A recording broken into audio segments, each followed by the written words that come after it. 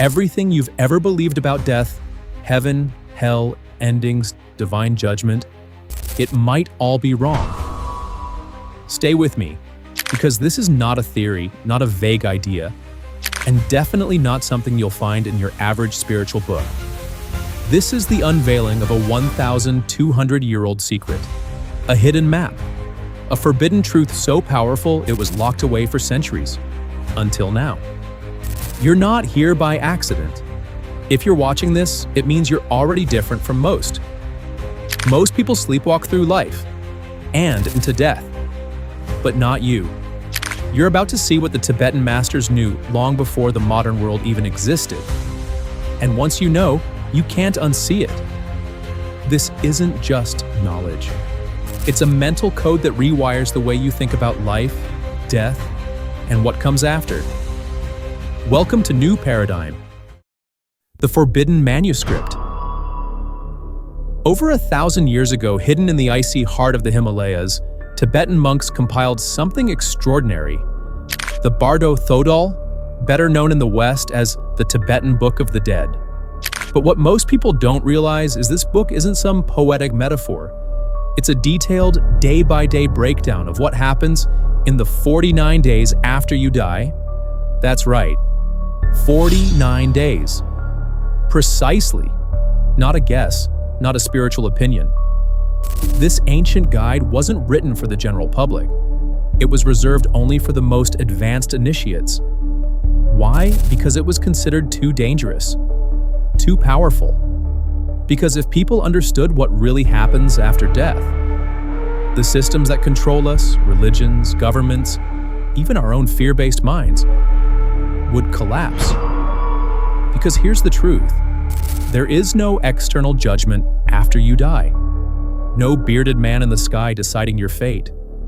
There is only your own mind. And the moment you die, that's when the test begins. The moment you die, the clear light. The moment your body dies, something very specific happens. You don't vanish. You don't float into a cartoon cloud with harps and angels. You become aware. Deeply, startlingly aware. More than ever before. Your heart stops. Your lungs go still. But you, the real you, is suddenly weightless. Free. Then it appears. The clear light. A radiant, blinding force so overwhelming that your very sense of self starts to dissolve into it. The Tibetan Book of the Dead calls this moment the ultimate doorway to instant liberation. If you surrender fully, you merge with it. No reincarnation, no return, just freedom. But almost no one does. Why? Because we've been trained, since birth, to fear the unknown. So instead of embracing the light, the soul recoils, panics, clings to old memories, faces, names, regrets, and that's when the illusions begin. The Bardo begins, the realm between lives. You've now entered the Bardo, the strange in-between world that exists after death and before rebirth. Time here doesn't work like it does on Earth. Seconds can feel like eternities, or pass in the blink of an eye. And here's the trap. Most souls don't even know they've died. They try to go home. They visit family. They scream to be heard, but no one sees them. No one responds. Panic sets in. The soul grasps for familiarity and the mind obliges. Suddenly, you're surrounded by visions, radiant landscapes, peaceful beings, warm voices that feel divine. Some call them angels or enlightened masters. But the truth? They're you.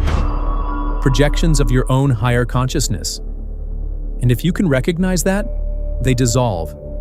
You transcend. But if you hesitate, the light begins to flicker, and darkness moves in. The second test, fear creates monsters. Now the Bardo begins to shift. Those radiant figures, they twist, warp, faces distort, voices turn harsh. The divine becomes demonic. You begin to see grotesque entities, roaring with anger, eyes burning, forms too horrifying to describe. But these demons are not real. They are your guilt, your fears, your hidden shame. They are you in disguise. And here's the terrifying part. The more you resist them, the more power they gain. You scream. You run. But you're not being chased by monsters. You're being chased by your mind. The only way out? Recognition. Clarity. Awareness. When you realize these horrors are illusions, they vanish like smoke in the wind. But almost no one realizes that in time. And so the Bardo deepens. The Great Mirror, reliving every moment. By the third or fourth week, the soul experiences something far more intense than fear, a life review. But this isn't a slideshow, it's full immersion. You don't just remember your life, you relive it. Every decision, every word, every feeling. But not just from your perspective, from everyone else's. You feel the pain you caused, the joy you gave. No excuses, no filters, just raw truth. And here's the twist, this isn't judgment, it's programming. Because after you relive everything, your soul is no longer neutral. It's saturated with guilt, with longing, with attachment. And that emotional weight, that's what pulls you back. Back into a body, back into the cycle, back into forgetting. The final trap, rebirth by desire. Now we reach the most dangerous moment of all. In the final weeks of the Bardo, the illusions return.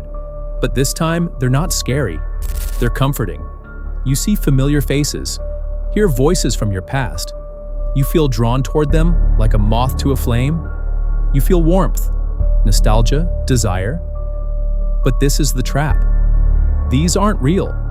They are projections of the next life you are about to enter. The karmic wheel has already begun turning. The moment you reach for them, it's over. You're swept into a womb, a new life, a new forgetfulness. The cycle starts again, and you won't remember the choice you just made. The Bardo is already here. Let's pause. Here's the secret they don't want you to know. The Bardo isn't just after death. It's happening right now. That same fear that keeps souls trapped, it controls people every day. That same attachment that pulls spirits into rebirth, it keeps you chasing money, status, and validation. If you are unconscious in life, you will be unconscious in death. The habits of your mind today shape your reality tomorrow and beyond. The only way out. Detachment, awareness, acceptance. So how do you break free?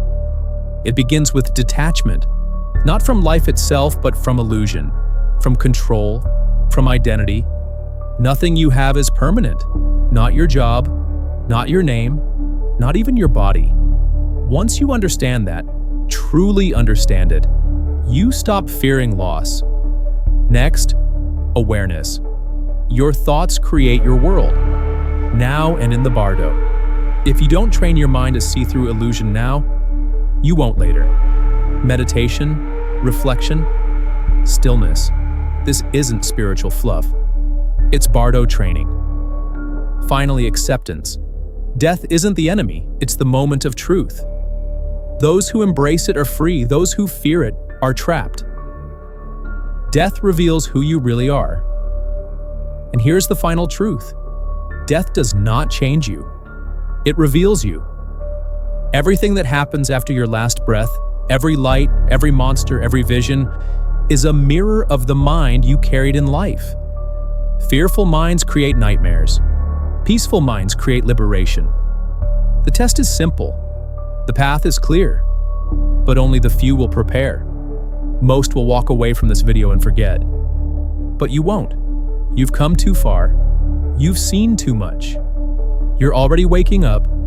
And once you wake up, there's no going back. All right, let's get real for a second.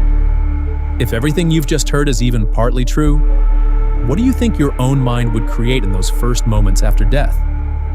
Would it be light, darkness, something peaceful, or something else entirely?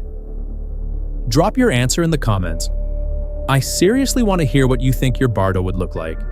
And if this opened your mind even a little, don't let it stop here. Hit that subscribe button so you don't miss what's coming next. Like this video if it made you think, and tap the bell icon so YouTube actually lets you know when new truths drop. This is just the beginning.